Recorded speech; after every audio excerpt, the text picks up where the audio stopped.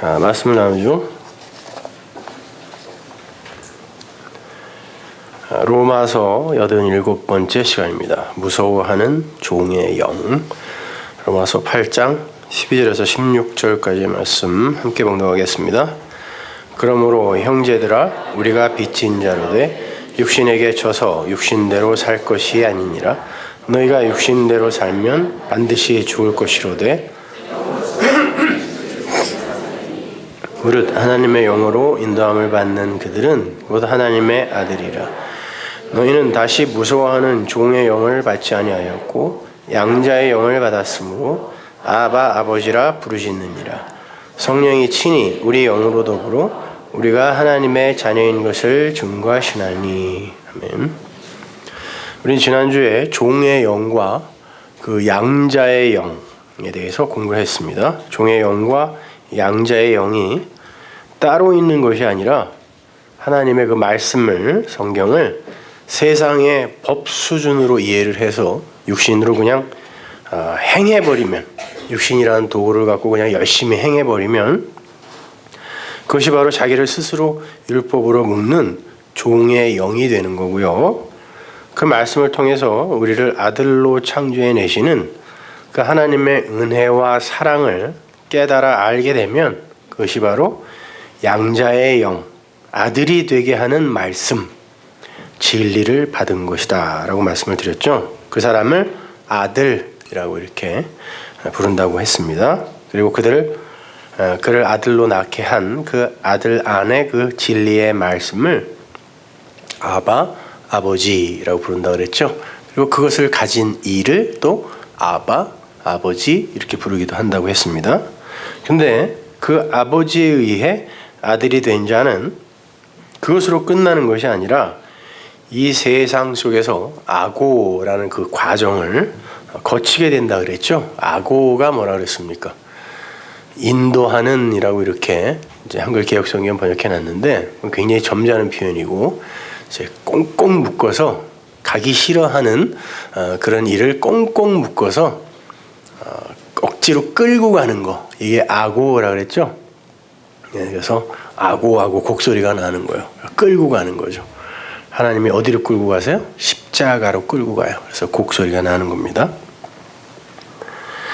이스라엘이 애굽에서 나와서 홍해를 건넌 후에 광야라는 길을 40년간 그렇게 꽁꽁 묶여서 질질 끌려다니다가 결국에는 가나안으로 입성하게 되는 그 이스라엘의 광야 인생, 그것을 떠올리시면 되겠습니다.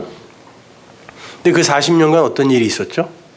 이스라엘의 1세대가 다 죽죠.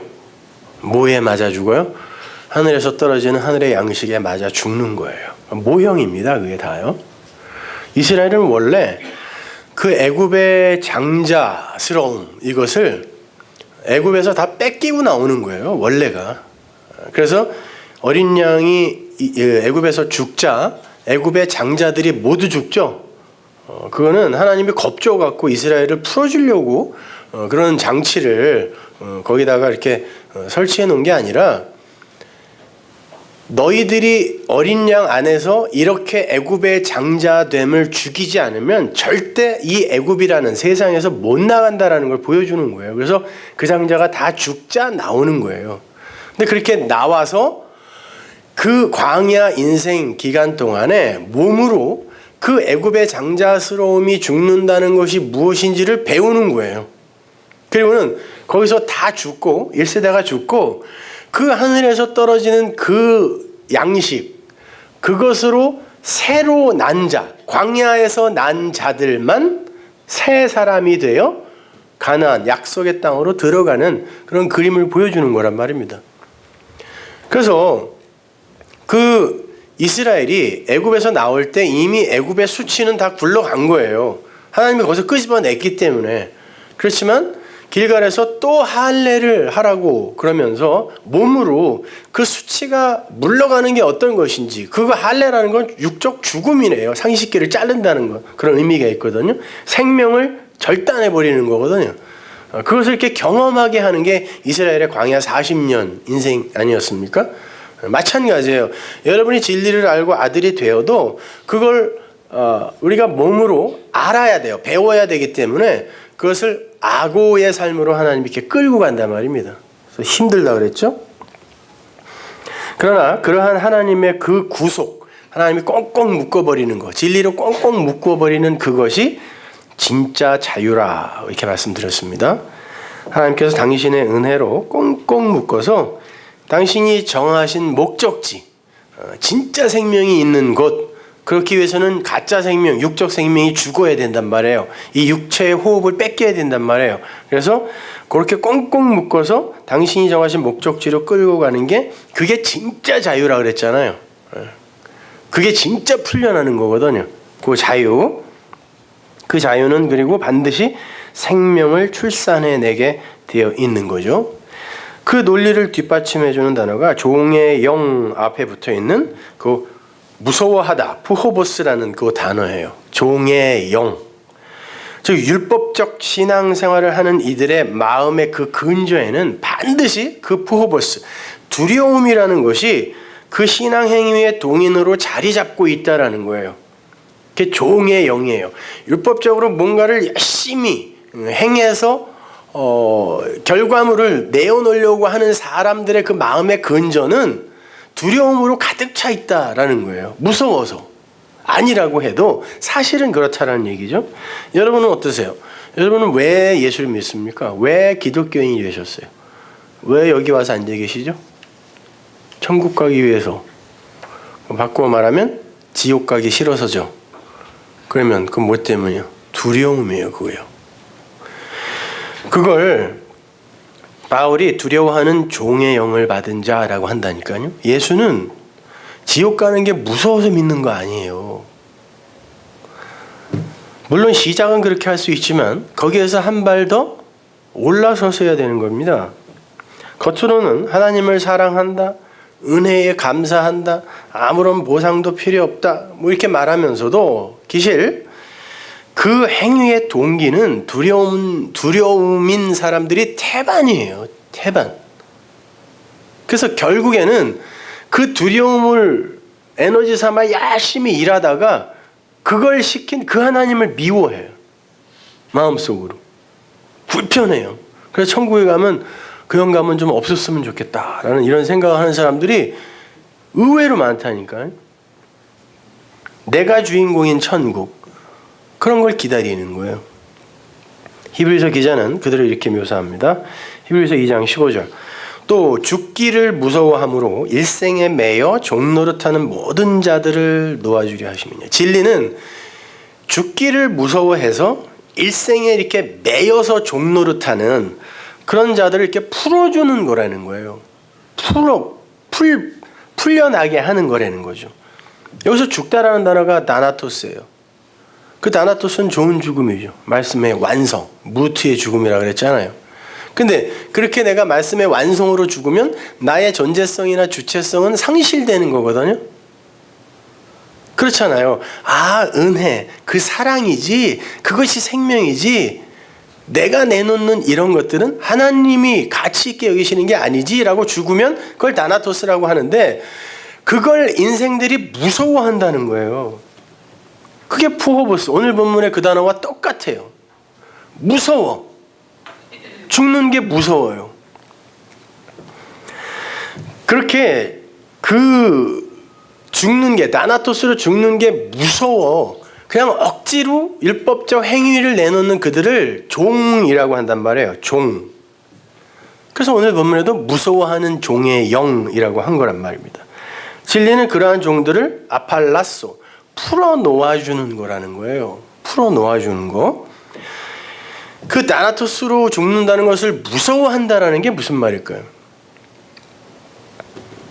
그냥 말 그대로 육신의 숨을 놓는 그 죽음이 무서워서, 죽는 게 무서워서 종노릇한다 그런 말이 아니라, 나나토스의 죽음은 선악과 따먹은 아담들의 육적 자아가 부정되는 죽음이잖아요. 그런데 이 세상, 진리를 알지 못하는 이 세상을 살아가는 그 아담 안의 인간들은 그렇게 자기가 하나님 앞에서 자기의 그 꼬리로, 육적 꼬리로 열심히 일을 해서 내어놓는 그것에 의해 하나님은 나를 상을 주기도 하고 내가 좋아하는 곳을 이렇게 선물해 주기도 하고 한다라는 그런 인과율에 사로잡혀 있기 때문에 그렇게 내가 다나토스로 죽어버리면 내가 하나님께 내놓을 게 없다라는 걸 인정해버리는 거잖아요. 그러면 불안해한다니까요. 그걸 푸어보스, 두려움이라 그래요. 무서워하는 거예요. 그래서 죽도록 일하는 거예요. 집 팔아서 헌금하고 뭐 그냥 시간 들여서 교회 와서 그냥 죽도록 일하고 집은 아주 그냥 쓰레기장 만들어 놓고 무서워서. 그런데요, 하나님은 이 세상에서 아들이 되지 못한 자, 진리로 아들이 되지 못한 자들의 그 열매들, 그들의 업적 이런 것들은 쳐다보지도 않으세요. 하나님의 눈에는 종은 안 보여요. 아들만 보여요. 당신의 진리를 품은 아들만 보이기 때문에 그러한 세상적 열매들은 하나님이 안 보신단 말입니다. 그 무서워하다, 부호보스라는 그 단어가 똑같이 쓰인 곳이 있는데요. 근데 더 보죠. 요한일서 4장 18절 보세요. 사랑 안에 두려움이 없고 온전한 사랑이 두려움을 내어 쫓나니 두려움에는 형벌이 있습니다. 두려워하는 자는 사랑 안에서 온전히 이루지 못하느니라. 이 푸어보스가 그냥 반복하여 나오죠. 두려워하는 자는 아니다라는 거예요. 그 푸어보스, 그 두려움으로 신앙생활하는 자들은 사랑 안에서 온전히 이룬 자가 아니라는 거예요. 우리 산상수훈 때 배웠죠. 사랑으로 완성을 하면, 하나님의 계명을 사랑으로 이렇게 에스카톨로스 코드란테스로 완성을 하면 그게 온전함이라 그랬잖아요. 그렇게 그 사랑을, 그 하나님의 말씀을 사랑으로 온전하게 마음으로 가진 그들은 절대로 그 두려움을 근거로 하여 열심을 내는 그런 엉터리 신앙생활을 하지 않는다는 그런 뜻이에요. 진리는 그 두려움, 사망의 두려움, 그 인간의 가능성과 자존심을 몰수당하는 그 다나토스에 대한 그 두려움의 결박을 끊어낸단 말이에요. 아, 이렇게 죽는 게 맞지, 이렇게. 두려운 게 아니라니까요. 그거는 이게 맞지라고 인정을 하게 한단 말이에요. 갈라디아서 4장 7절 보세요. 그러므로 내가 이후로는 종이 아니요 아들이니 아들이면 하나님으로 말미암아 유업을 이을 자니라. 유업을 이을 자, 이게 상속자라는 말인데요. 클레로노모스, 상속자. 요 구절에는 한글 개역 성경에는 빠져 있는데 원문에는 디아크리스토스라는 그리스도 안에서 이 말이 붙어 있어요. 그리스도 안에 있는 자들은 하나님의 상속자라는 거예요. 아들이에요. 종이 아니란 말이에요. 그래서 그 안에 진리의 그 생명의 말씀이 상속물로 들어가 있어요. 생명이 들어가 있어요. 그 안에. 그건 아버지의 생명이에요. 아버지의 말씀이거든요. 아버지의 생명이 들어가 있기 때문에 이 껍데기는 죽든지 말든지 아무 상관이 없어요. 세상에 대하여 죽고 세상이 나에 대하여 죽는 것에 대해서 아무런 두려움이 없다니까요.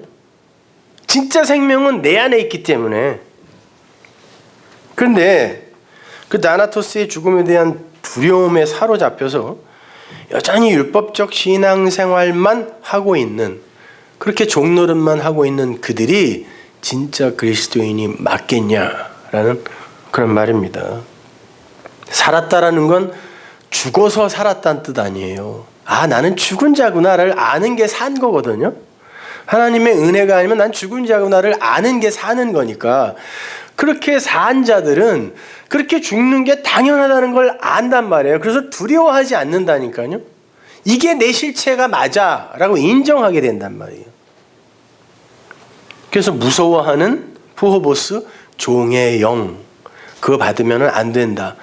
영이라는 것은 말이니까, 말이요 생명이다 그랬으니까, 영은 그런 무서워하는, 종을 만들어버리는 그런 말, 그걸 복음으로 듣고 거기에 묶여갖고 이러지도 못하고 저러지도 못하고 그냥 억지로 살아가는 그런 거, 거기가 지옥입니다, 여러분. 그것이. 그래서 그렇게 종노릇만 하는 자들이 가는 곳을 성경이 이렇게 묘사하고 있어요. 계시록 21장 8절 보세요. 그러나 두려워하는 자들과 믿지 아니하는 자들, 믿지 아니하는 자들이 하피스토스인데 믿음이 아닌 자들 이런 말이에요. 성경 하나님의 말씀을 통하여 믿음이 되지 않은 자들, 그것이 진리지요 이렇게 깨닫지 못한 자들, 흉악한 자들, 살인자들, 이 살인자들이 포니우스, 이게 우리 산상순에서 살인하지 말라의 그 단어잖아요. 희생제사만 열심히 반복적으로 드리는 자들, 사람 죽인 자들이 아니에요. 사람 죽이면 절대 천국 못 가요? 아니요. 그럴 수도 있어요. 입으로 사람 죽이는 게 더 무서운 거예요, 여러분. 그 살인자를 이야기하는 거예요. 행음자들, 포르노, 간음하지 말라의 그 간음이에요, 이거. 남편을 잘못 알았어. 율법으로 알았어요. 그게 내 남편인 줄 알고 열심히 그 남편과 어떤 열매를 만들어내는 그런 자들, 술객들, 우상숭배자들, 그 모든 거짓말하는 자들, 이건 다 같은 거잖아요. 살인하지 마, 간음하지 마, 거짓말하지 마, 이게 다 있네요, 여기. 그들이 두려워하는 자들이에요. 그들이 어디 들어간다 그래요? 불과 유황으로 타는 못에 들어간다. 연못은 연못인데 호수는 호수인데 물이 없고 불이 있어요. 불로 가득 찬 것. 그들은 그걸 좋아해요. 그래서 그 성경을 율법으로만 보는 사람들은 다 뜨거워. 그냥 뜨거워요, 아주. 원래 냉정이라는 게 차갑고 깨끗하다는 뜻이거든요. 냉랭해야 되는데 원래. 근데 다 뜨거운 것만 좋아해. 그래갖고 그냥 뜨거운 걸 내놓으려고 그래요. 기도도 뜨겁게 하고 예배도 뜨겁게, 찬송도 뜨겁게 해갖고 유황불못으로 가는 거예요. 그렇게 뜨거운 거 좋아? 거기 보내줄게. 그래갖고 유황불못으로 들어간다라고 하는 거죠. 이건요, 이 세상과 구원받지 못한 아담들의 결국을 말하는 것이기도 하지만 사실은 지금 이 세상에서 일어나는 일이기도 한 거예요. 그 불못의 현실은. 그 율법의 종살이, 그 세상 풍조의 그 종살이, 거기에서 어떻게 해서든지 살아남아야 되고 어떻게 해서든지 가치 있는 사람이 되어야 된다라는 이 압박감의 무서움과 두려움 속에서 그 무거운 짐으로 살아가는 그곳이 불못이에요. 치열한 뜨거운 곳. 근데 사람들은 여기가 불못인지 몰라요.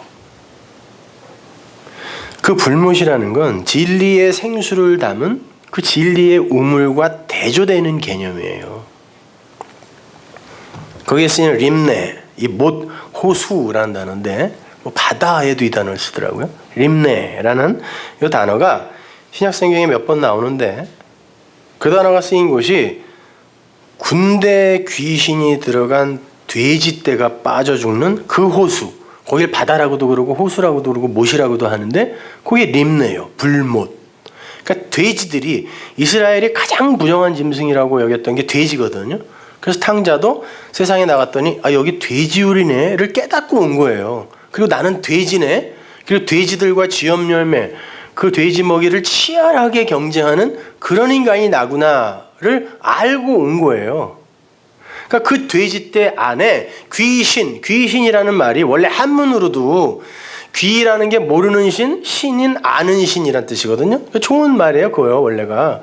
근데 그걸 뭐 이상한 입에 케찹 흘리고 뭐 머리 길고 머리도 안 깎고 나온 그런 처녀 귀신 이런 걸 자꾸 떠올리셔서 그런데, 귀신은 푸뉴마 다이모니온, 나쁜 말, 그것이 담겨져 있는 자들이 돼지들인 거예요.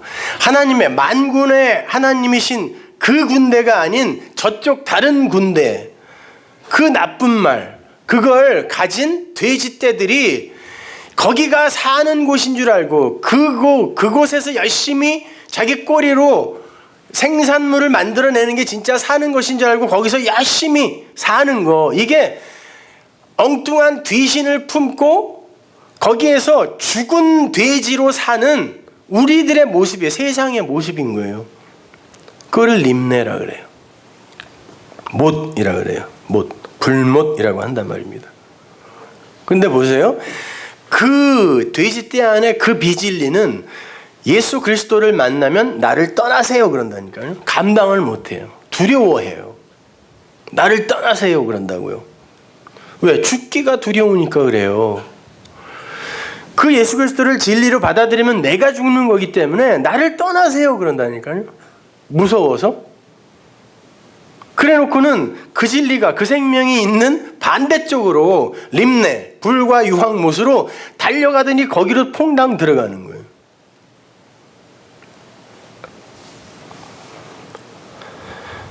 그리고 또 한 군데가 예수님이 그 제자들과 함께 그 풍랑이 있는, 광풍이 있는 그 연못 게네사렛 호수를 건너가시죠. 그때도 림네라고 써요. 성경에서 못이라는 단어가 두 가지가 나오는데, 이 저주의 바다, 뭐 이 유황 불못, 이런 심판의 바다, 이런 것을 설명하려고 할 때는 림네라고 쓰고, 그렇지 않을 때는 다른 단어를 씁니다. 근데 여기에서 몇 번 안 나오는 그 단어가 이런 데서 쓰인단 말이에요. 그 광풍이 있는 그 바다, 유황 불못, 그 림네. 그 림네에서 제자들이 어떤 모습으로 그려지는지 한번 보세요. 누가복음 8장 23절. 행선할 때에 예수께서 잠이 드셨더니, 마태복음이나 마가복음에는 진짜 예수님이 잠드셨어요. 잠자셨어요. 그 단어가 쓰이는데, 누가복음에서는 이 잠드셨다라는 이 단어가 제자들의 영적 상태를 이야기하는 거예요. 다른 단어입니다. 마태복음하고 마가복음에서는 이 이야기를 요나의 표적이라는 주제를 갖고 쓰기 때문에 당연히 예수님이 요나처럼 배에서 자야 돼요. 그래서 그렇게 쓰이는데 여기는 그런 이야기가 없어요.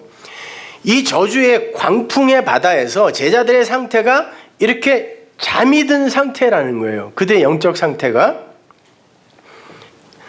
그들에게 있어서 이 세상은 광풍이 있는 림네라는 거야. 광풍이 호수로 내리치면, 이게 림네죠. 불못. 배에 물이 가득하게 되어, 배다라는 것은 항상 성전을 상징한다고 생각하시면 돼요. 위태한지라 제자들이 나와 깨워가로되, 주님을 일깨워주는 거예요. 주님, 여기에서 벗어나는 게, 그리고 그걸 당신이 우리를 도와주는 게 신앙생활 아닙니까? 라고 오히려 주님을 일깨워주는 거예요. 막 흔들어서 깨웠다는 말이 아니라 일깨워줘요. 주여 주여 우리가 죽겠나이다. 하나님은 거기서 죽으라고 하는데 죽기 싫다는 거죠. 우리가 죽겠나이다. 그러니까 도와주세요. 여기서 살아야 되거든요. 이걸 극복해야 되거든요. 이거예요. 이 어둠, 이 죄, 이 세상, 이거는 우리가 극복해야 되는 거니까 살려주세요. 그래. 나를 도와주세요. 그래요. 그럼 내가 이길게요. 여기 안에서. 아니요. 하나님 거기서 나오라 그랬어요. 떠나라 그랬다고요. 거기에 대해서 죽으라 그랬지 그걸 극복하라 그러지 않았습니다. 근데 여기서 우리가 죽겠나이다 그래요. 그때 예수님께서 잠을 깨사라고 하는데 그 단어는 없어요. 예수님이 바람과 물결을 꾸짖었어요. 말을 했었어요. 꾸짖었어요. 뭐 어떤 행위를 한 게 아니라 예수님이 꾸짖었다 그래. 말을 했더니 그 말씀에 의해 그 바다가, 광풍이 있는 바다가 잔잔해졌어요. 여기서 광풍이라고 해석이 된 이 단어는 뭐 미친 바람이 아니라 세상 풍조, 이런 거 이제 쓸 때 쓰는 단어예요. 세상 풍조. 뭐 미친 바람 맞죠. 뭐 사람들은 그 바람에 이리 휩쓸리고 저리 휩쓸리고 그러죠. 그러니까 애들은 요새 꿈이 전부 아이돌 스타야. 그러니까 이거는 그러면 다 아이돌 스타 하면은 뭐 아이돌이 우상이거든요. 우상이 되겠다는 거예요. 이게 인간들의 실체라니까요. 그 광풍이에요. 미친 바람인 거예요. 거기에 이리 휩쓸리고 저리 휩쓸리고. 아니 불과 100년 전만 해도 그건 광대였잖아요. 예?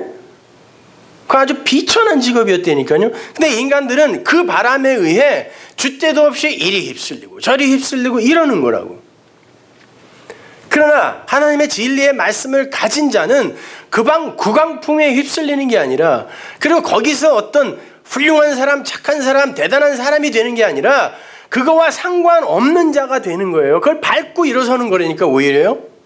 그래서 예수님만 그 바다에 안 빠지고 예수님만 그 위에 서신 거예요. 그 물 저주의 바다를 사뿐히 들여밟고 걸어간 거라니까요. 예수님만. 제자들에게 이르시되 너희 믿음이 어딨냐? 너네 믿음이 있어? 없잖아. 이런 말이에요. 지금요. 믿음 없네? 저희가 두려워해요. 그러니까 예수가 두려움의 대상이면 그들은 믿음이 없는 거예요. 그리고 그 저주의 광풍에 이리 휩쓸리고 저리 휩쓸릴 수밖에 없어요. 그리고 그 문제를 해결해 달라고 하나님께 외치는 게 훌륭한 신앙이라고 착각하면서 사는 게 이런 사람들인 거예요. 믿음 없는 자. 그러니까 예수가 두려움의 대상이 되면요, 그 하나님이 말씀이 두려움의 대상이 된다라는 건 나에게 부담이 된다라는 거 아니에요. 그 율법이잖아요. 그렇게 되면은 세상을 두려워하는 거예요. 그것이요. 그건 믿음 아니라는 것입니다. 그 저주의 바다, 그 광풍과 상관없는 이들이 되셔야 돼요, 여러분. 세상에 그 어두움, 그 주에 나의 이 실체, 나의 이 불가능한 모습, 폭로된 이 어두운 모습, 이런 것들도 사실은 여러분과 아무 상관없는 것들이어야 돼요. 진리 안에서. 그래서 예수님이 다른 이들은 그 광풍에 어쩔 줄을 몰라 하는데 무서워서 어떻게 해서든지 거기서 자기들 힘으로 살아나야 된다라는 이것 때문에 무서워서 어쩔 줄 모르는데 예수님만 잔 거예요. 그게 뭐냐면 나는 그 저주의 그 광풍의 바다와 아무 상관없는 존재란 뜻이에요.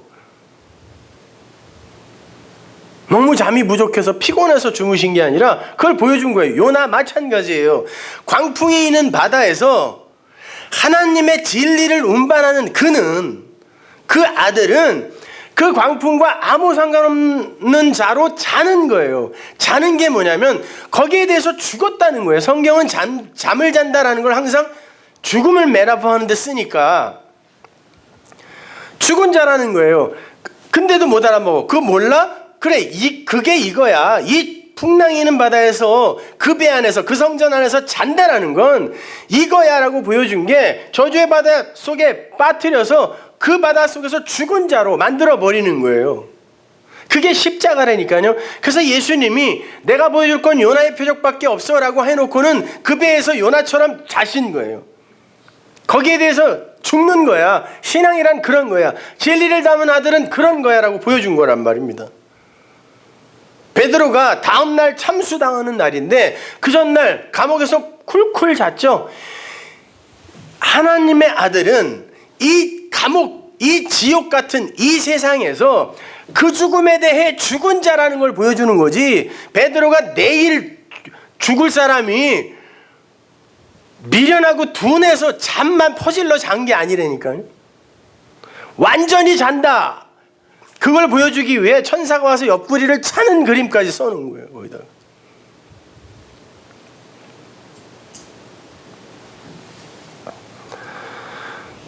그게 아들의 삶인 겁니다.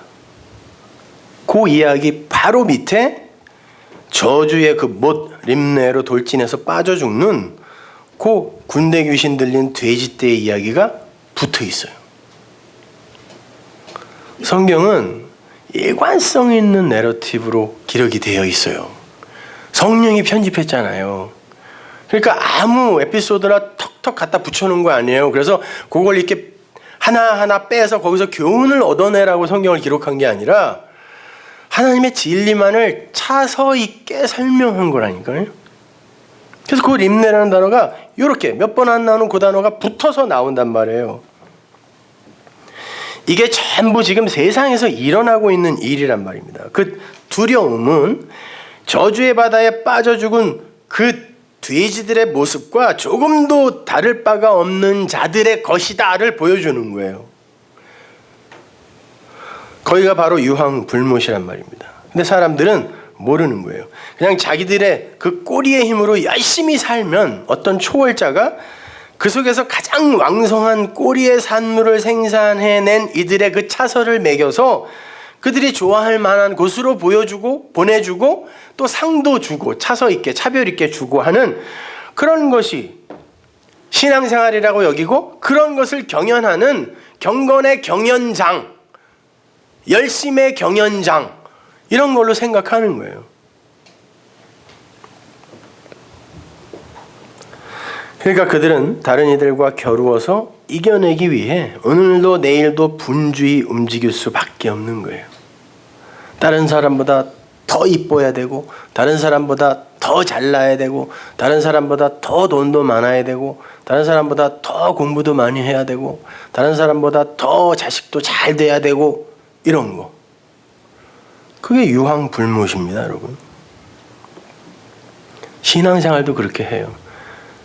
전부 그냥 무슨 팀들이 돼갖고 저 팀보다는 우리가 더 잘해야지, 기도도 더 잘해야지, 헌금도 더 많이 해야지, 선교도 더 잘해야지, 더 많은 열매를 결과물을 맺어야지, 이런 식으로 하는 거예요. 그 자체가 지옥입니다. 이 두려움의 불못 이야기가 어디에서 이렇게 흘러내려오는 줄 아세요? 이렇게 차서 있게? 씨 뿌리는 자의 비유에서 흘러내려오는 거예요. 이 림네 이야기가. 아들의 이야기라니까요. 그 씨, 하나님의 말씀, 아들, 진리의 이야기예요. 그것이 되지 못한 자들에게 오는 게 이 두려움이다라는 거예요. 근데 그걸 가졌다는 이들이 그 두려움으로 살면 돼? 그 무서운 종노릇으로 이 신앙생활을 점철하면 돼? 이런 이야기를 하고 싶은 거죠. 누가복음 8장 5절 보세요. 씨를 뿌리는 자가 그 씨를 뿌리러 나가서 뿌릴새 더러는 길가에 떨어짐에 밟히며 공중의 새들이 먹어버렸고, 더러는 바위 위에 떨어짐에 낫다가 습기가 없으므로 말랐고, 더러는 가시떨기 속에 떨어짐에 가시가 함께 자라서 기운을 막았고, 더러는 좋은 땅에 떨어짐에 나아서 100배의 결실을 하였느니라. 이 말씀을 하시고 외치시되 들을 귀 있는 자만 들어라.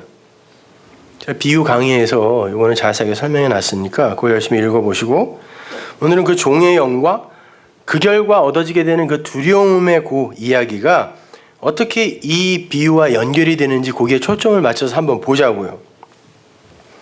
잘 생각해 보세요. 씨는 후손이고 아들이고 자손입니다. 그리고 그건 말씀이에요. 성경입니다.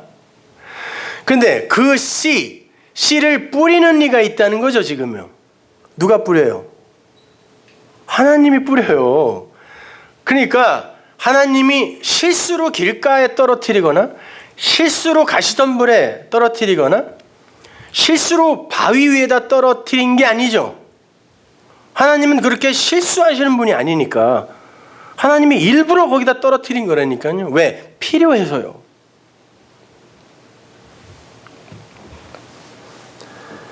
자, 그 씨는 우리를 반드시 아들로 만들어내는 양자의 영으로 우리에게 와야 돼요. 그렇죠?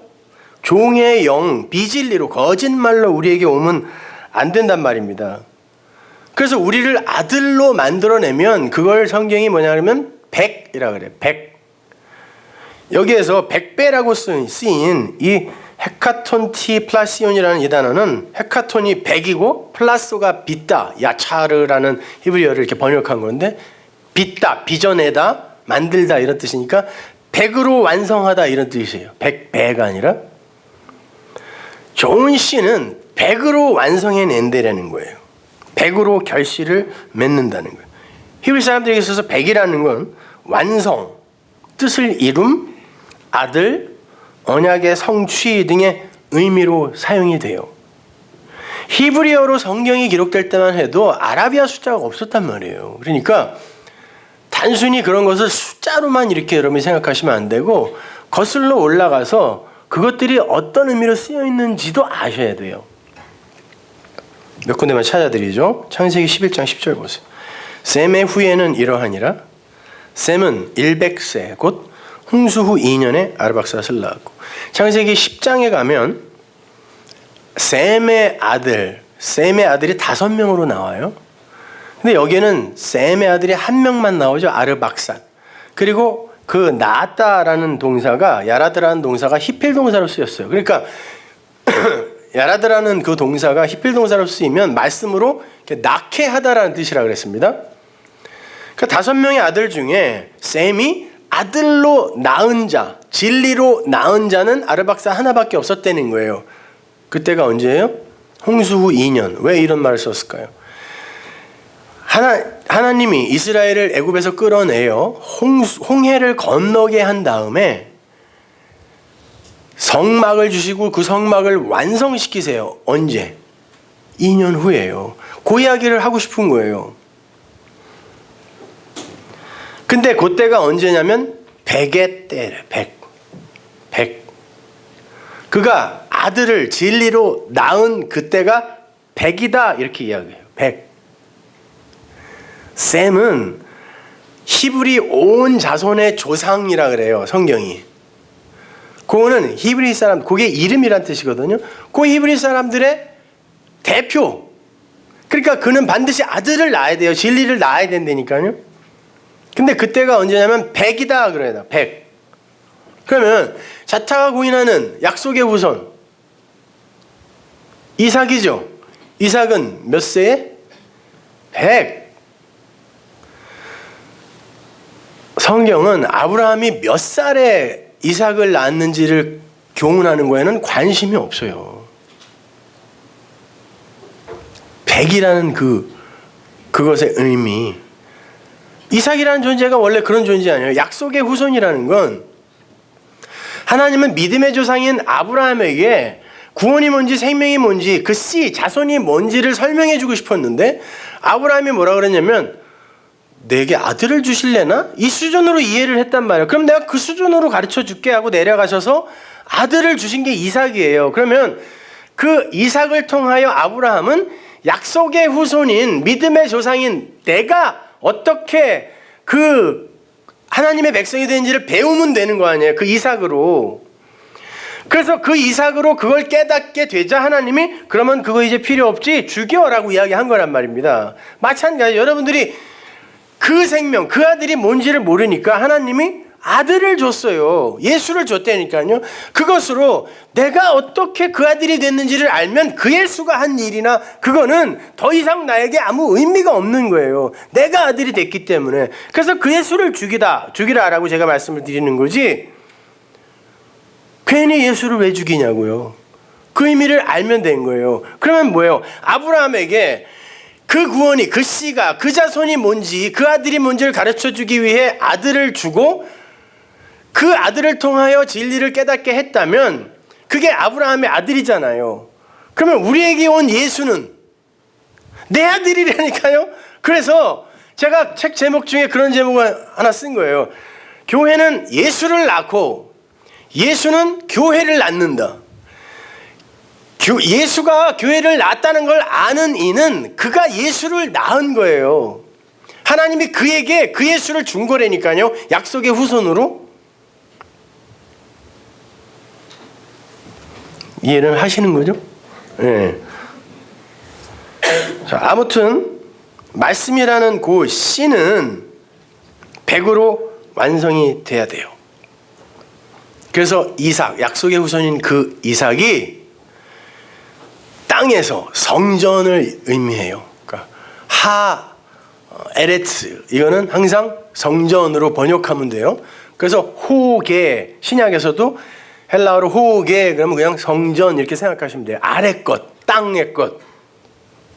그것으로 열심히 일을 하여 100을 낳으면 그 사람이 아들이다를 성경이 이렇게 설명합니다. 보세요. 창세기 26장 12절. 이삭이 그 땅 에레츠 그 땅에서 농사하여 그 해에 100배나 얻었고 여호와께서 복을 주심으로. 이삭은 약속의 후손이에요.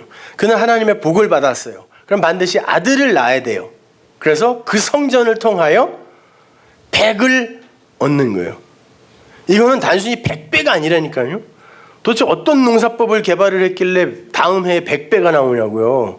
그 100배는 아닐 거 아니에요. 그러면 성경이 어떨 때는 이렇게 과장해서 읽고 어떨 때는 그냥 그대로 읽고 그러는 거예요. 그 얘기하는 게 아닐 거 아니에요. 그렇죠? 100. 그가 100을 낳았다라는 거예요. 이렇게 말씀이라는 씨는 반드시 아들로 완성이 돼야 돼요. 100이 돼야 돼요. 그런데 그 말씀이 길가에 떨어지면 어떻게 돼요? 하나님이 길가에 뿌리세요. 길은 뭐죠? 예수님이 자기의 이름으로 말해준 거예요. 호호도스. 내가 길이야. 근데 그 파라, 그 길 멀리도 아니야. 그냥 옆에 떨어져 버리면 어떻게 돼요? 파라볼레가 비유죠. 비유가 뭐예요? 옆에다가 떨어뜨려주고 그것으로 이것을 알으라고 준 게 비유예요. 그래서 파라가 거기 쓰인 거 파라볼레. 파라호호도스, 길 옆에다가 뿌려주고 그 길을 알면 돼요. 근데 그 길 가운데 떨어지면 그게 진리죠. 근데 길 옆에 떨어진 걸 그냥 그것대로 받아들이면 그걸 율법이라 그래요. 길 가운데 떨어진 게 아니라 파라, 옆에 떨어져 버린 걸 그냥 그걸로, 껍데기로, 비유로 알아버리는 거. 거기엔 내용이 있는데, 그러면 뭐가 와서 먹어버린다고 그래요? 공중의 새. 공중의 새는 항상 성전이에요. 그죠? 그 공중의 새의 날개가 성전에 부조되어 있단 말이에요. 그래서 호로스, 우라노스, 호르니스, 이건 전부 성전을 가리켰단 말이에요. 그러니까 옛 성전, 율법의 성전이, 그 율법은, 그 씨는 당연히 먹어버리죠. 홀랑 율법으로. 두 번째, 반석에 떨어져요. 반석은 페트라, 반석, 그야말로 반석이에요. 근데 그 반석은 생수를 내는 반석이어야 됩니다. 고린도서의 말에 의하면. 그런데 무슨 반석이라 그래요? 물기가 없는 반석. 그거는 성경이 율법이 되면 진리의 물로 우리의 이 갈증을 해갈시켜주지 못해요. 그냥 율법이 되는 거죠. 그래서 결실하지 못해요. 말라 죽어요. 그 반석에 떨어지면 안 돼요. 성경이 그 반석을 뭐라 그래요? 거치는 반석, 부딪히는 돌이라고 한다니까요. 그러니까 예수예요. 그 돌은 돌판, 예수 하나님이 돌판에다가 당신의 말씀을 써서 줬죠. 근데 그 말씀으로 내 마음에 새기면 그걸 신비에 새겼다 그래요. 예수라는 그 인물을 성경이 왜 자꾸 돌이라고, 산돌이라고 그러고 모퉁이 돌이라고 그러고 구약에서 계속 돌이라고 그런단 말이에요. 돌이라고 하냐면 그 예수가 적혀 있는 게 성경이니까 성경을 통하여, 예수를 통하여 그 진리를 깨닫지 못하고 돌에 적혀 있는 그 계명으로만 봐버리면 그 돌에 내가 찍혀 죽는 거예요. 그래서 살인하고 간음하고 그러면 돌로 찍어 죽여라 라는 게, 돌로 막 찍어서 죽을 때까지 찍으라는 얘기가 아니라 너희들은 그 돌에 맞아 죽는다는 뜻이에요. 예수가 진리로, 생명으로, 그 생수로 이해되지 못하면 그 돌에 맞아 사람들이 죽는 거예요. 영원한 멸망으로 들어간다니까. 신앙생활 열심히 하다가. 세 번째, 가시떨기는 뭡니까? 당연히 율법이죠. 가시와 엉겅퀴만 내는 땅이라 그랬으니까 하나님이. 그걸 율법에다가 던져버리면, 그 씨가, 그 진리가 율법에 던져지면, 율법으로 이해되어지면 가시가 그거와 함께 자라서 그걸 막아버려요. 율법이 막아버리면 또 결실이 안 돼요. 근데 좋은 땅에도 떨어진대요. 그래서 좋은 땅은 후게, 후 아가토스거든요. 아가토스라는 건 선이죠. 선인데 성경에는 칼로스와 아가토스라는 단어가 두 개가 나와요. 선이라는 단어가. 근데 칼로스는 이렇게 밖으로 드러난 선 있죠. 보이는, 나타난 선. 아가토스는 그 선의 실체를 아가토스라 그래요. 근데 호게 아가토스, 성전인데 그것이 진리를 담고 있는 성전이네요. 호 아가토스니까. 근데 그 안에 말씀이 떨어지면 그건 그야말로 진리 아닙니까? 그래서 그건 백이 된다 이런 말이에요. 백으로 완성된다. 아들로 완성된다. 신은, 아들은, 성경은, 말씀은 그렇게 진리로 보아져야 되는 거란 말입니다. 들려져야 하는 거란 말이에요. 누가복음 8장 15절을 보세요. 좋은 땅에 있다는 것은 좋은 땅에 뿌려졌다라고도 하지 않아요. 그 좋은 땅, 호게호 아가토스, 그 안에 있는 씨는 이런 말이에요. 그 안에 있는 것은 착하고 좋은 마음이다. 착하고 좋은 마음이 칼로스, 카이 아가토스예요. 그러니까 아가토스는 위의 것, 칼로스는 아래 것이라 그랬어요. 그래서 아래 것으로 위의 그 참선을 진짜 알아버리면 그걸 성경이 좋은 마음이라 그래요. 새 언약에서 하나님이 내가 새 마음으로 바꿔줄게 라고 한 그 마음이 이 마음이라니까요. 새 마음으로 바꿔줄게. 좋은 마음, 착하고 좋은 마음이라 그래. 그들은 진리를 씨로 가진 자가 되어서 말씀을 듣고 들리는 거예요. 진리로 듣는 거죠. 그죠? 듣고 지키어라는 말이 킵이라는 말이에요. 마음으로 갖고 이런 말. 말씀을 들어 그 말씀을 마음으로 갖고 인내로 결실하는 자다. 백이 되는 자예요. 열매가 되는 거예요. 아들을 낳는 거죠. 그런데 중간에 결실 그 전에 인내라는 과정이 들어가 있네요. 휘포모네. 휘포는 어디 아래니까 휘포모네라는 건 아래 것을 가지고 아래 것 안에 갇혀서 몸에 갇혀서 위의 것을 추구하며 그 위의 것이 오기를 기다리는 그 삶 전체를 인내라 그래요. 휘포모네. 이 악물고 견디는 걸 인내라고 하지 않고 아래 것 안에 갇혀서 그게 얼마나 힘이 들면 아래 것 안에 갇혀서 그 위의 것을 알아버렸는데 내가 여전히 아래 것 안에 갇혀서 거기에 또 가끔 휘둘리고 흔들리고 그러네. 그 삶이 얼마나 힘들면 그걸 휘포모네 인내라 그래요. 그러니까 인내는 내가 하는 게 아니라니까요.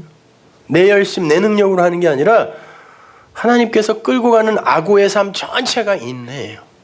휘포모네. 그래서 끝까지 이기는 자는 인내하는 자는 하나님께서 상 준다 이런 말이 하나님의 백성은 그 인내의 삶을 살 수밖에 없다는 말이에요. 잘 견뎌 그러면 상 줄게 이런 말이 아니라.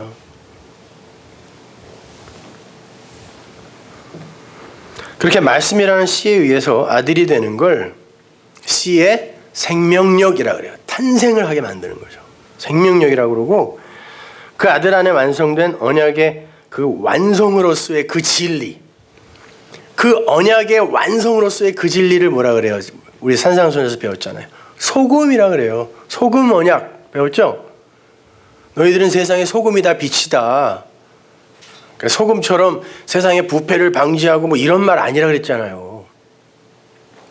그건 다른 종교인들도 다 하는 거니까. 소금이라는 건 네 안에 그 하나님의 말씀, 그 계명이 언약의 성취로 그게 사랑이니까 모든 계명은 사랑으로 완성된다며요. 그 사랑으로 갖게 되면 그걸 소금이라 그래요. 그리고 그 소금이 이제 밖으로 이렇게 흘려지고 드러나는 걸 빛이라 그래요. 그래서 너희들은 소금이다, 빛이다 그러는 거예요. 그러니까 소금이면 당연히 빛인 거예요. 많은 분들이 특히 이제 저희 교회 설교를 들으시는 목회자들이 저에게 그런 질문들을 해요. 메일을 쓰셔서 목사님은 사람들의 그 행위라는 것에 대해서 너무 무가치하게 이야기를 해버려서 그거는 마치 하나도 안 해도 되는 것처럼 이야기를 한다고 이렇게 이야기를 한다. 근데 그거는 제 말을 곡해한 겁니다. 어떻게 그럴 수 있습니까? 그런 분들이 꼭 그러죠. 우리 신앙의 선배들이 내놓았던 그 치열한 헌신의 삶 이런 것들은 뭡니까? 이렇게 물어요. 뭐긴 뭐예요? 당연히 나와야 되는 거죠. 그거는요. 그 진리를 내가 알았어요. 그래서 이거면은 살아요. 살 수 있어요. 죽음도 두렵지 않아. 나는 누가 뭐 암 걸려서 3개월 안에 확 죽었다 그러면 너무 부러워요. 진짜 솔직히 말해서. 어떻게 그럴 수가 있어. 그런 목이 어딨어. 멀쩡히 있다가 그냥 3개월 안에 확 갈 수 있는 그런 축복된 죽음도 안 두려워요. 뭐가 두려워요. 진짜 그 나라 내 나라로 가는 건데. 그러니까 이걸 내가 갖고 있어요. 그런데 이걸로는 살 수 있어. 그래서 이렇게 전해주고 싶어요. 그래서 새벽부터 그냥 죽으라고 열심히 공부해갖고 와갖고 제가 이렇게 여러분에게 이 애타는 이 심정이 읽혀지시죠? 에? 이걸 빛이라고 그래요. 여러분도 그게 당연히 나온다니까요. 근데 이게 필요 없는 거예요? 이걸 내가 일부러 하는 겁니까? 무슨 유익이 있어요, 우리한테 그게? 아니, 어디서 그 복음을 들을 사람이 있다 그러면 불언천리 달려가는 우리 교인들 많은데 그분들에게 그게 무슨 유익이냐고 가서 욕이나 먹지. 그런데도 가서 들려주고 싶은 거, 이걸 행위라 그래요? 근데 마치 그것도 하면 안 되는 것처럼 그렇게 이야기하는 사람들이 있어요. 십자가 하면서. 아니라니까요. 여러분은 반드시 들어야 돼요. 맞아요. 들음에서 시작해서 그럼 내가 알아요. 깨달아 압니다. 알매 단계로 가요. 그러면 내 안에서 됨이라는 그 단계가 있어요. 돼요, 내가요. 그래서 죽음도 두렵지 않아. 돼. 그러면은 그걸 누려야 되는데 어떻게 누리냐면 그걸 서로 교제 안에서 소통하면서 누리는 거예요. 그래, 이거지. 이게 사는 거지. 이게 생명이지. 이게 누리는 거예요. 거기까지 가야 돼요. 그런데 듣고 알았어? 그러니까 이제 난 맘대로 살아도 돼. 개판으로 살아도 돼. 이게 알면서 그친 영지주의라고 하는 거예요.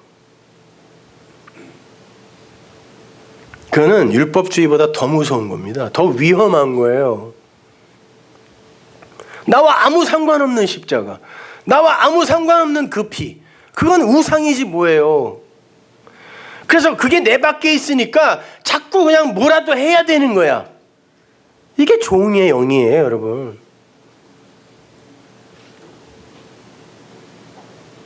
겉으로는 아니라고 하면서도 되게 무서워합니다, 여러분. 그 사람들. 뭐가 뭔지, 뭐 때문에 그런지 모르지만 그렇게들 초조해해요. 나는 자기들한테 관심도 없는데 자기들은 설교 때마다 내 이름을 들먹거리면서 뭐가 그렇게 초조한지 몰라?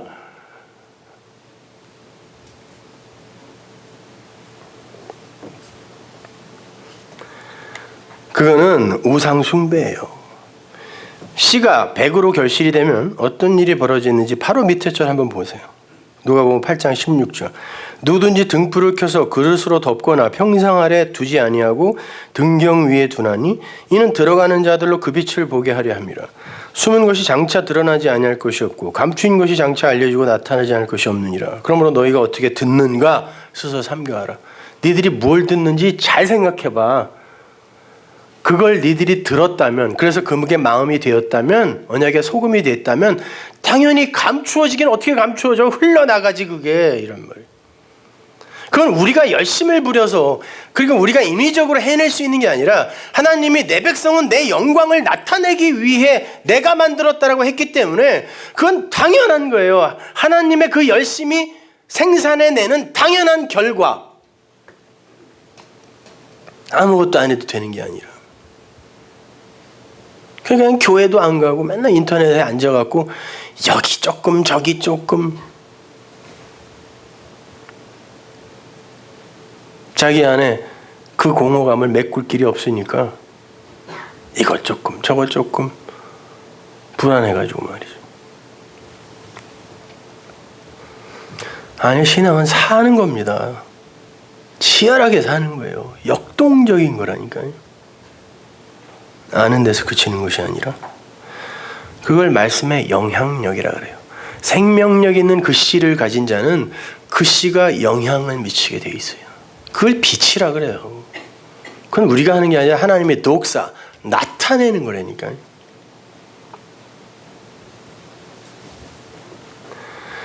그들은 말씀이라는 아버지와 어머니에 의해서 아들로 탄생이 되고 다시 자기를 아버지로 어머니로 낳아서 위급한 형제들에게 그 씨를 흘려주는 삶을 살게 되어 있는 거예요. 그래서 그 등불의 이야기 바로 밑에 예수님의 어머니와 형제들 이야기가 또 붙어 있는 거예요. 갑자기 왜 예수님이 이렇게 싸가지 없는 인물로 나오나? 그런 생각 안 드셨어요? 아니, 갑자기 씨 뿌리는 자의 비유, 등불의 비유, 그 다음에 싸가지 없는 예수, 그 다음에 돼지 이야기, 이게 연결이 되냐고요. 그렇게 씨를 가진 자는 반드시 등불이 되어 그 소금을 흘려주게 돼 있어. 그 언약을 흘려줘. 그 사랑을 흘려준다고요. 이게 온전한 자의 삶이니까. 그게 내가 진리로 다른 일을 낳는 거예요.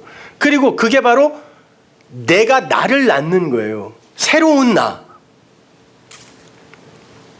사도 바울이 그랬잖아요. 나의 나 된 것은 하나님의 은혜로 된 거다 했을 때 그 나. 그 나를 낳는 거예요. 그리고 그렇게 위급한 상황에 있는 자, 그 자에게 그 위급한, 그가 필요한 그걸 전해주어 그를 나의 반열로 끌어올리는 걸 히브리 사람들이 형제라고 쓰거든요.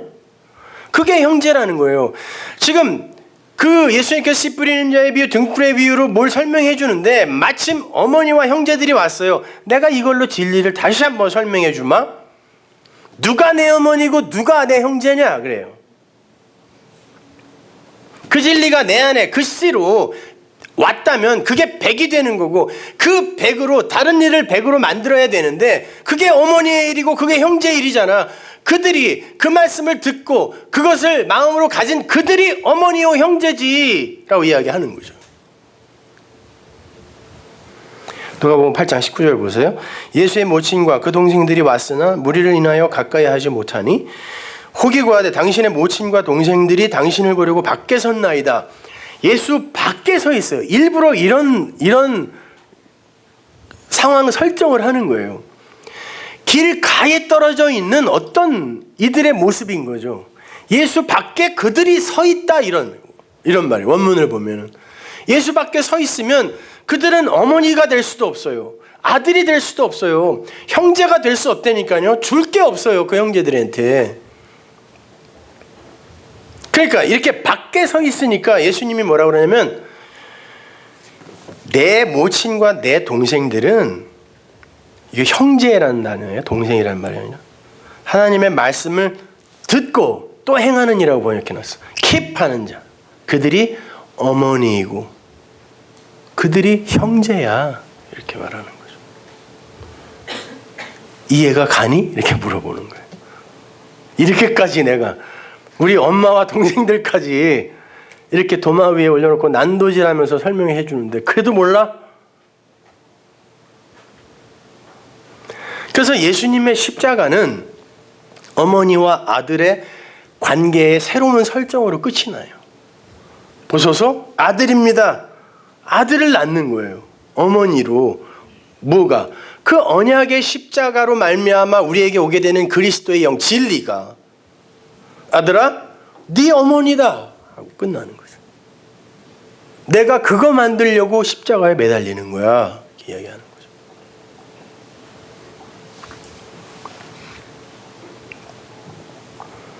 죽은 흙에 불과한 땅에 씨를 주어서 그 씨로 아들을 만들어내는 게 어머니예요. 그리고 그러한 죽은 흙의 상태에 있는 자들에게 생명의 말씀을 주어서 그 위태한 상황에서 건져내는 게 형제란 말입니다. 그러한 행위를 등불이라 그래. 어떻게 네 안에 그 생명이 있는데 그게 감추어지고 숨겨진 상태로만 있겠어? 아니, 내가 그렇게 안 써. 너희들은 내 영광을 위해, 나타내기 위해 내가 택한, 내가 창조한 내 백성이거든. 그런 말이에요.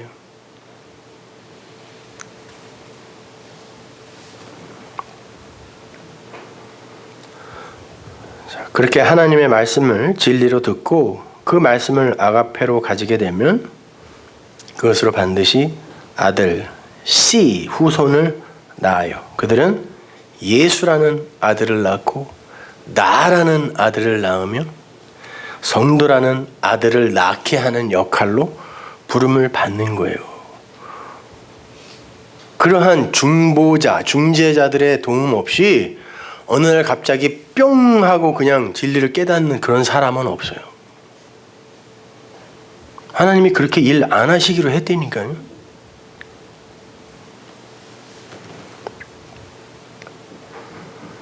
그래서 그들이 어머니고 그들이 형제야 라고 이렇게 이야기를 한 거죠. 바울은 그렇게 아들을 낳는 어머니를 이렇게 설명해 줍니다. 갈라디아서 4장 21절 보세요. 내게 말하라. 율법 아래 있고자 하는 자들아, 율법을 듣지 못하였느냐?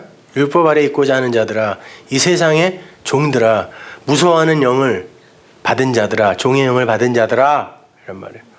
율법 아래 있고자 하는 자들이 뭐예요? 무서워서, 그거라도 안 하면은 무서워서 프호보스, 오늘 본문에 그들이에요. 기록된 바 아브라함이 두 아들이 있으니 하나는 계집종에게서 하나는 자유하는 여자에게서 낳았다 하였으나 계집종에게서는 육체를 따라 낳았고 자유하는 여자에게서는 약속으로 말미암았느니라. 육체가 생산해내는 아들을 낳는 이들이 있고 또 약속에 의해 낳아지는 아들이 있어요. 이것은 비유니 이 여자들은 두 언약이다. 하나는 시내산으로부터 좋은 종을 낳은 자니 곧 하가라. 시내산은 율법을 받은 곳이죠. 이 하가는 아라비아에 있는 시내산으로 지금 있는 예루살렘과 같은데, 지금 있는 예루살렘은 성전이 있는 거기니까 옛성전, 율법이에요. 저가 그 자녀들로 더불어 종노릇하고 오직 위에 있는 예루살렘은 진리네요. 그죠? 자유자니 곧 우리 어머니라 기록된 바 그 진리를 어머니라 그래요. 기록된 바 잉태치 못한 자여 즐거워하라 구루치 못한 자여 소리질러 외치라 이는 홀로 사는 자의 자녀가 남편 있는 자의 자녀보다 많음이라 하였으니 이 세상에서 가짜 남편 로마서 7장에서 우리 배웠죠? 율법의 그 남편을 자기 남편으로 삼아 열심히 간음하여 아들을 낳는 자들은 율법의 행위를 낳겠죠. 그러나 하나님의 택한 백성은 그게 남편이 아니다라는 걸 알아요. 그래서 그 다른 남편을 기다리잖아요. 그들이 홀로 산다라는 거예요. 그러니까 홀로 사니까 하나님 앞에 내놓을 게 없어요. 근데 그들이 바로 자녀가 많은 자야라고 하는 거예요. 그들이 진짜 아들을 낳는 자야라고 이야기한다니까요. 형제들아 너희는 이삭과 같이 약속의 자녀다. 그러나 그때 육체를 따라 난 자가 성령을 따라 난 자를 핍박한 것 같이 이제도 그러하도다. 당연하죠. 은혜의 진리를 전하면 율법주의자들이 그게 신앙생활이냐? 라고 핍박해요. 항상 그랬죠. 그러나 성경이 무엇을 말하느냐? 계집종과 그 아들을 내쫓으라. 계집종의 아들이 자유하는 여자의 아들로 더불어 유업을 얻지 못하리라 하였느니라. 그런지 형제들아 우리는 계집종의 자녀가 아니요 자유하는 여자의 자녀니라. 두 어머니가 있잖아요. 하나는 신의 산이라 하는 율법의 어머니, 하나는 하늘에 있는 예루살렘이라는 자유자라는 은혜의 어머니예요. 둘 다 아들을 낳아요. 근데 성경에 두 언약이라네요. 당연히 앞에 거는 구약, 뒤에 건 신약이겠죠. 그렇다고 뭐 구약 성경 39권이 하갈, 신약 성경 27권이 사라 이렇게 생각하시면 안 돼요. 성경 전체가 법으로 읽혀지면 그걸 구약이라 그래요. 그리고 그것을 통하여 진리를 깨달아 아들이 되면 그걸 신약이라 그래요. 새로운 언약이라 그래요. 그러면 구약 없이 신약이 있을 수 있어요? 그러면 신약으로 끝나지 않는 구약은 악이다 그래요. 바울이요. 죽이는 거다 그래요. 그거는. 그럼 당연히 구약은 있어야 되는 겁니다. 그럼 이스마엘은 잘못 난 게 아니네요. 당연히 낳아야 할 거였어요. 그 이스마엘을 통해 약속의 자손이 무엇인지를 이삭이 무엇인지를 알아먹도록 그 하갈과 이스마엘이 준비된 거예요. 그래서 하나님이 보호한다니까요. 결국은 쫓아낼 거다라고 이야기를 하면서 그건 쫓아내야 할 거야 라고 이야기하면서 처음에는 하나님이 그거 보호해요. 가인을 통하여 셋이 무엇인지를 알게 하기 위해 가인을 죽이면 안 된다라고 보호하듯이 그걸 통하여 그 셋, 그 약속의 자손, 그 셋이 오기 위해 죽은 그 하벨, 낫땡이라는 그 존재가 뭔지를 알면 가인은 그걸로 구원받는 거예요. 근데 그걸 모르고 아래 것으로만 이해해버리면 자기의 제사를 끝까지 지키려고 하면 그건 그냥 죽어야 할 가인 되는 거고. 그러니까 이스마엘, 아래 것, 율법 사실은 다 필요한 거예요. 세상의 것, 광풍이 이는 바다, 호코스모스의 세상, 죄, 악, 어두움, 더러움 필요한 거예요. 왜? 그것을 통하여 하늘의 것을 설명해 줘야 되거든요. 세상에는 하늘의 것이 들어올 수가 없어요. 그래서 이 세상에 있는 걸로 그걸 설명해 줘야 되기 때문에 그건 반드시 우리에게 있어야 되는 거라니까요. 그걸 알게 되면 그것으로부터 자유롭게 돼요. 그걸 용서라 그래요. 그게 풍랑이 있는 바다에서 자는 거라니까요. 그게 이걸 어쩌면 좋아가 아니라 이건 나와 상관없는 게 되는 거야 하고 그 풍랑에 대해 죽는 거예요.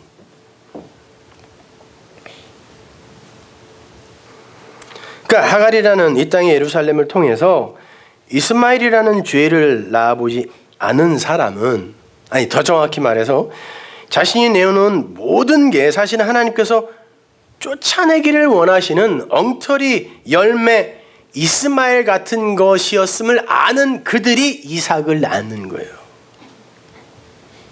그들이 올바른 씨를 가진 자란 말입니다. 그러나 그 이스마엘로 이삭에 이르지 못하는 자는 그 이스마엘로 쫓겨나는 거예요. 율법이 되어 쫓겨나는 거예요. 따라서 진리를 씨로 가진 아들들은 풍랑이 이는 저주의 아랫물 속에서 두려움으로 살면 안 되는 거예요. 그 저주의 아랫물을 진리의 윗물로 덮어버릴 줄 알아야 돼요. 그걸 용서라고 한다니까요. 풍랑이 있는 아래의 물은 우리가 어떤 존재인지를 이렇게 폭로해내고, 그래서 그것으로 나는 그런 존재야 라고 알게 되면 그걸 다나토스의 죽음이라고 한단 말이에요. 그렇게 폭로해내고 그 속에서 살아날 수 있는 유일한 길이 무엇인지를 올바로 깨달아서 하나님의 은혜만을 의지하는, 다른 말로 하나님의 백성들을 믿음의 사람으로 만들어내기 위해 주어진 하나님의 시청과 교제란 말입니다. 그러니까 어둠도 진리를 알게 되면 사실은 나쁜 게 아니에요. 죄? 진리를 안 그들에게 있어서 도대체 죄가 뭐냐고요. 원래 그들은 그것과 상관없는 자들이었다니까요. 생명나무 실과를 먹은 자들에게 있어서 선악과 나무가 뭐냐고 도대체가.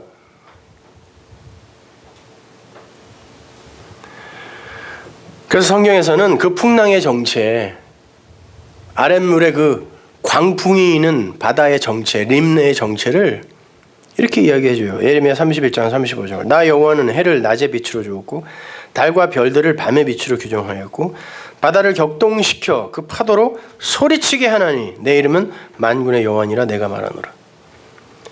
바다를 격동시켜서 아래의 것으로 풍랑을 우리에게 경험하게 하는 건 하나님이 너희들에게 뭘 소리치고 싶어서 너희들에게 말을 하고 있는 중이라는 거예요.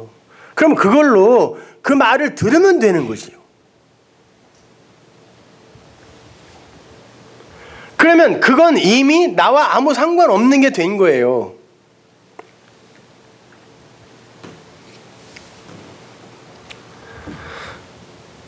그런데 그 저주의 그 바다를 그냥 치워달라고, 어떻게 해서든지 여기에서 나를 건져달라 그러고, 그게 그거 아니에요? 여기에서 내가 어떻게 해서든지 이걸 극복할 거야 라는 게, 여기에서 나는 대장 될 거야, 이거랑 똑같은 거거든요. 사실은 그게 무서워서 그러는 거예요. 그러니까 거기서 어떻게 해서든지 1등이 되고 싶은 거예요. 1등. 무서워서.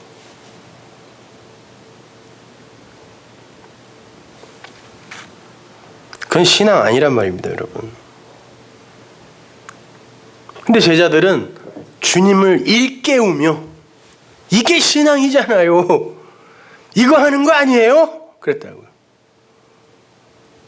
그랬더니 주님이 Where is your 믿음? 네 믿음 어디 있어?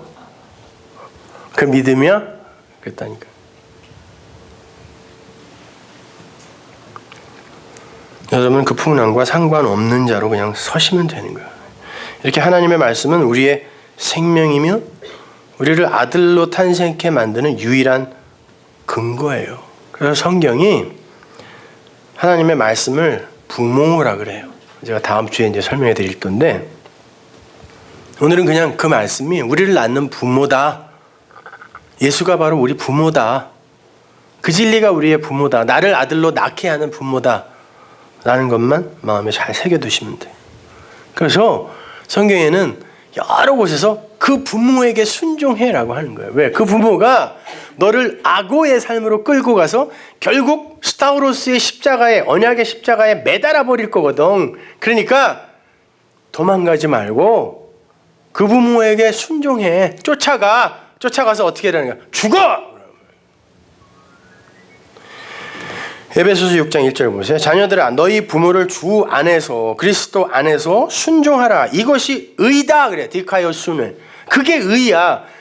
끌려가서 죽어. 그게 의야. 네 아버지와 어머니를 공경하라. 이것이 약속 있는 첫 계명이니.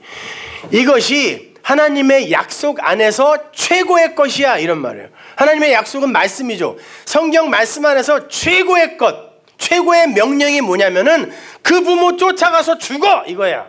이런 말이에요, 이게.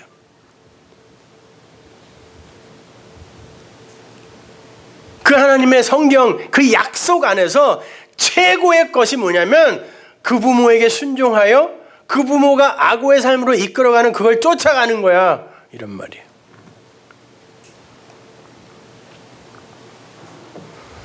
그런데 그러한 삶을 없애달라 그러고, 그리고 거기에서 벗어나는 걸 신앙생활의 내용이라고 하는 그런 이들이 무슨 신앙인이에요, 그게. 그래서 히브리 기자가 이렇게 이야기하는 거예요. 12장 8절. 징계는 다 받는 것이고, 징계라는 건 파이데이아는 아들 만들기예요. 자식 만들기. 아들 만들기는 하나님의 백성이면은 반드시 통과해야 하는 악고의 삶이라는 거예요. 그게요. 그게 인내예요. 휘포모네. 너희에게 없으면 너희는 사생자요, 아들 아니야. 너희들이 아들이야? 씨가 있어?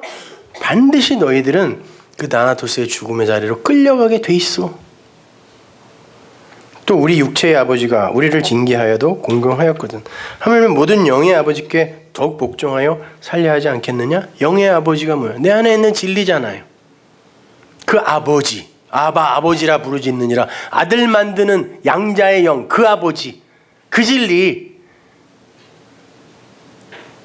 육신의 아버지도 너희들을 자식 만들기 위해 너희를 징계하고 너희들 야단치기도 하고 그런단 말이야. 근데 너희들 그 말은 듣잖아.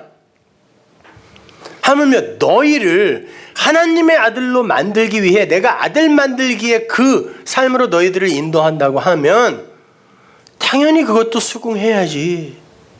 안 그러면 아들 아니야 그래요. 그 악고의 삶이 반드시 있어야 된다는 거예요. 끌고 가야 되는 겁니다. 그러므로 그 아래의 것, 그 광풍의 바다를 무서워하지 마세요. 두려워하지 마세요. 이 꼬락서니로 어떻게 하나님 앞에. 그래서 예수님이 죽었다니까요. 그 무서워하는 거예요. 그 생각을 그대로 가지고 심판자인 하나님 앞에 선다고 보세요. 그 무서운 분하고 어떻게 사냐고. 그 사람 아들 아니라니까요. 혹시나 또 이런 마음이 요만큼이라도 있으면 안 된다고요.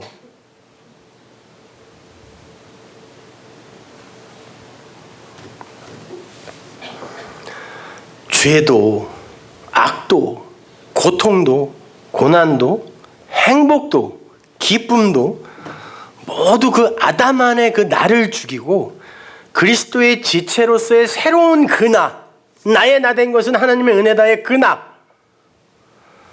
그 나를 살리기 위한 하나님의 아들 만들기 재료들이란 말이에요. 적어도 아들들에게 있어서는 그 모든 게 다, 이스마엘까지도, 가인까지도. 그러면 여러분은 그 풍랑에 대해 죽은 거라니까요. 그러니까 여러분은 세상의 종으로 묶는 그런 자들의 말에 현혹되지 마시고 그리스도의 영, 아들 만들어내는 그 영 안에서 자유하시란 말이에요. 그리고 그것이 너무 좋아 내 형제들에게 흘려주고 싶은 그 마음을 하나님이 주시면, 아니 그렇게 쓰시고자 하실 때 치열하게 헌신하시라니까. 이제는 아무것도 안 해도 되나가 아니라, 아니 그렇게 될 수밖에 없어요. 베드로후서 2장 17절 보세요. 이 사람들은 물 없는 샘이요. 물 없는 샘이라는 건 유황불못이라는 거예요. 물 없는 샘이요. 광풍에 밀려가는 안개니. 이 광풍이 그 광풍이에요. 세상 풍조. 거기에 그냥 다들 밀려가. 저희를 위하여 캄캄한 어두움이 예비되어 있다. 저희가 허탄한 자랑의 말을 토하며 미혹한데 행하는 사람들에게서 겨우 피한 자들을 음란으로서 육체의 정욕 중에서 유혹하여 겨우 사는 게 이런 건 아닐 거 아니야? 라고 예수 믿겠다고 온 사람들에게 그 육체의 정욕, 에피투메아를 격동시켜내는 율법을, 거짓말을 전해서 더 죽여버리는 거예요. 저희에게 자유를 준다고 거짓말하는데 자기는 정작 멸망의 종들이래요. 아들이 아니에요. 멸망의 종들이라니까요. 그 이야기를, 그 거짓말을 하는 자들은. 누구든지 진자는 이긴 자의 종이 됨이니라. 자유를 준다고 너스레를 떨면서 실상은 율법의 종으로 만들어내는 자들, 그게 물 없는 샘이에요. 그게 물 안 나오는 반석이요, 길 가요, 가시덤불이라니까요. 영어에도 that which does not kill you will only make you stronger 라는 말이 있어요. 죽지 않을 때까지만, 하여튼 고통이 오는데 죽지 않을 때까지만 와요. 너무 큰 거야. 그러니까, 그죠? 근데도 안 죽여. 그 고통은 너를 strong, 강하게 만드는 거야. 이런 말이 있어요. 근데 하나님은 죽여버려요. 그 고통은 죽이는 고통이에요. 이 속담 격언에 나오는 그것과는 비교도 안 되는 거예요. 나나토스를 죽이는 고통이라니까요. 아들 만들기, 그 아고의 삶은. 그건 아들 만들기 위함이란 말이에요.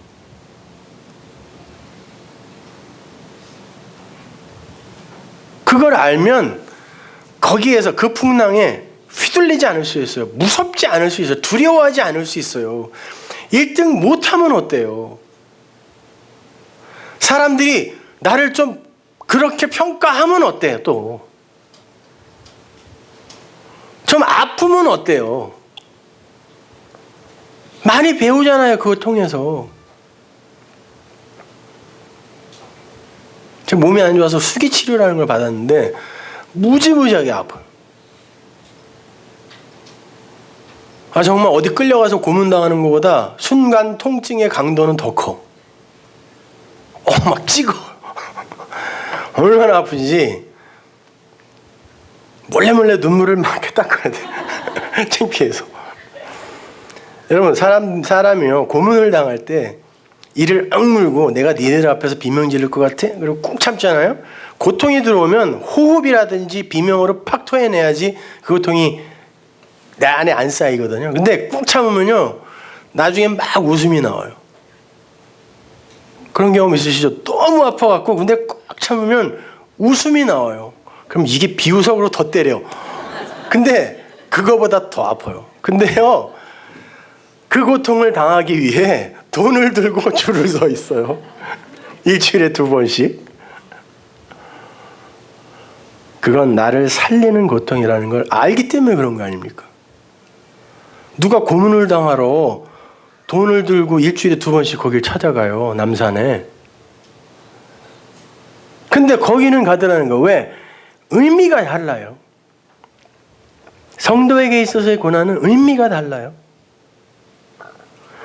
그래서 미국에서 애들이 실제로 뭐 한 해에 한 200명씩 시민권자 애들이 한국 군대에 온대요.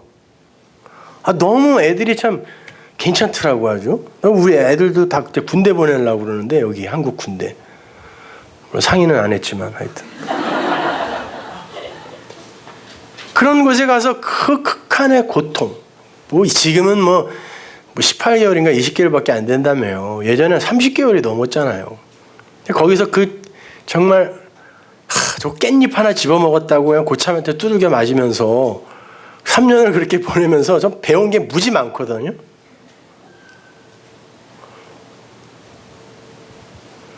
그런 거. 애들도 그 고난을 통하여 무언가를 배우겠다고 남들 다 가기 싫어하는 거길 찾아오는 애들도 있는데, 성도라는 이들이 그런 고통, 그런 고난쯤 아버지가 나에게 주시는 아들 만들기의 작업, 아고의 삶, 인내의 삶이라는 걸 확실히 안다면 지면 안 되죠. 살아야죠. 살아있어야죠. 그게 피포몬의 인내라는 겁니다. 그 열심히 사세요. 기도하겠습니다.